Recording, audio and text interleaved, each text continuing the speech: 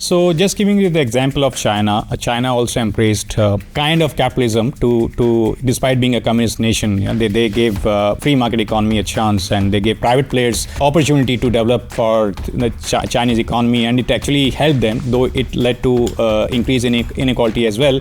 Somewhere around 2015-16 onwards, and especially post-COVID, the Chinese president started having a crackdown on the wealth concentration in China, and that's when the Western press started writing against it, that saying that that this may backfire. But if we look at the history of China, or especially over the last 20 years now, China has been moving forward, and they have while they ensured that a lot of wealth was created in their country, and now they are focusing on redistribution. Whereas in India, at the current stage of growth, we do not believe in that kind of redistribution of wealth. The political class at the moment is giving the argument that let's create the wealth first, and then maybe we can think of inequality. So where do you see this debate? Will there be a time in India where Indian politicians will also be forced to think of redistribution once again, just when the cycle of creation of wealth and redistribution comes full? I think the facts are that these problems of inequality, or the relationship between inequality and economic prosperity, are all to do. They're not solved by income redistribution kind of after the fact.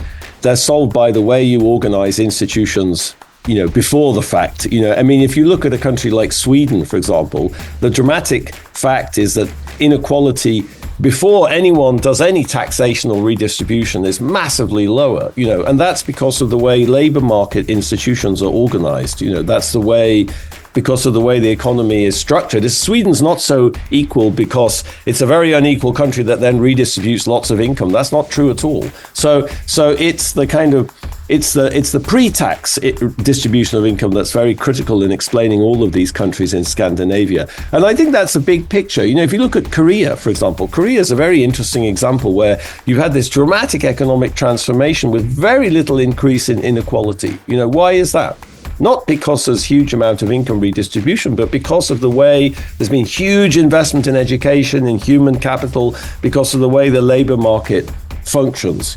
So I think like my sense of the lesson for India would be, that's how you have to think about it. So that means it's not exactly right that you just push economic growth and then everything will be fine. No, because it depends on the structure of those institutions that create growth, but also create opportunities and social mobility and investment in education at the same time. That I think is the critical thing. It's not just like any growth is going to be great. No, you have to structure the growth in the right way. I do think about China, though, going back to your point about is there an Indian model of capitalism? Like, if we were going to get into the Chinese case, that's also that's not like the West. It's not like the United States and China. The state has an enormous role in industry, in pushing innovation, in, subsidizing particular activities. There was this brief period in the 1980s with a kind of